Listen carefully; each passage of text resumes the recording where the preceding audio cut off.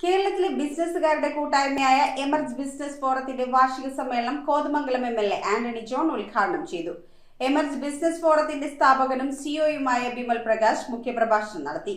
മികച്ച പ്രകടനം കാഴ്ചവെച്ച അംഗങ്ങൾക്കും ടീമുകൾക്കും ചടങ്ങിൽ അവാർഡ് നൽകി ആദരിച്ചു. സംരംഭകരെ ഐക്യപ്പെടുത്തുന്ന കേരളത്തിലെ പ്രമുഖ ബിസിനസ്സുകാരുടെ കൂട്ടായ്മയായ എമർജ് ബിസിനസ് ഫോറത്തിന്റെ വാർഷിക സമ്മേളനവും അവാർഡ് വിതരണവും എമർജ് വിസ്റ്റ 2025 എന്ന പേരിൽ കോതമംഗലത്തെ ലയൺസ് ക്ലബ് കൺവെൻഷൻ സെന്ററിൽ വെച്ച് നടത്തി. എംഎൽഎ ആന്റണി ജോൺ ആണ് വാർഷികം ഉദ്ഘാടനം ചെയ്തത്. കൂടാതെ എമർജ് ബിസിനസ് ഫോറത്തിന്റെ സ്ഥാപകനും സിഇഒയുമായ ബിമൽ പ്രകാശ് മുഖ്യപ്രഭാഷണം നടത്തി. വാർഷിക വേളയിൽ വിവിധ ഫോറങ്ങളിൽ നിന്ന് മികച്ച സംഭാവനകൾ നൽകിയ അംഗങ്ങൾക്കും ടീമുകൾക്കും അവാർഡുകൾ നൽകി ആദരിക്കുകയും ചെയ്തു.